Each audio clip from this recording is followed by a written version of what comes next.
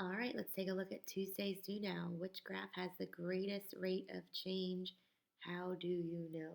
So the greatest rate of change would end up being A, because it's the steepest, because it's going to rise higher before it runs. So that means it would have a greater rate of change. It's rising the higher value before it goes over. Here it wouldn't have to rise as high before it goes over. And here there's no rate of change. It's just staying stagnant. Number 2, Hank went hiking and the vertical and horizontal distance he covered is shown below. Find the slope of the path that he hiked in simplest form. So remember, it's rise over run.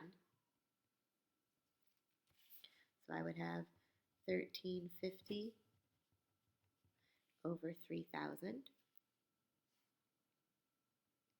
And then we can simplify 1350 and 3000.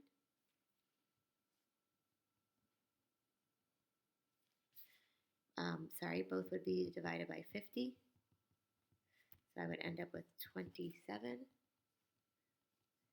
over 60. So I could have actually gone a little bit higher than that because now I can still divide by 3. So I would end up with 9/20. This would be a negative slope because it's going down.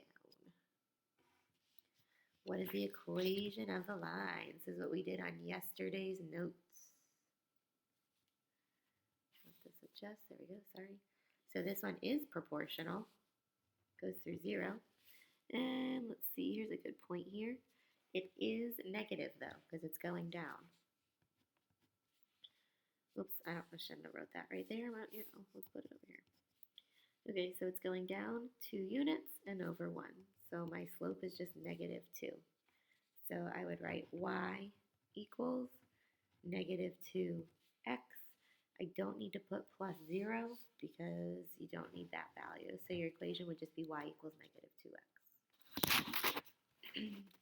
Number 4, find the slope represented in the equation.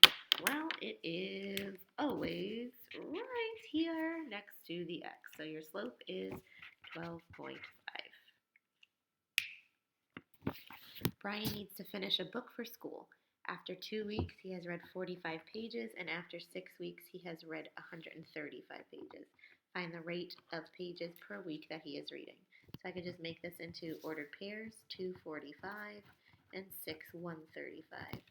y2 minus y1 would be 135 minus 45, and then 6 minus 2.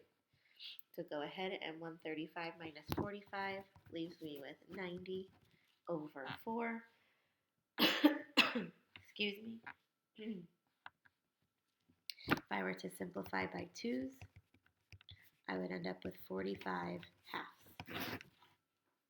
So that means he's read 45 pages in 2 weeks, which is what they gave us to begin with. If I wanted to figure out what it would be per week, I would keep going to 22 and a half pages.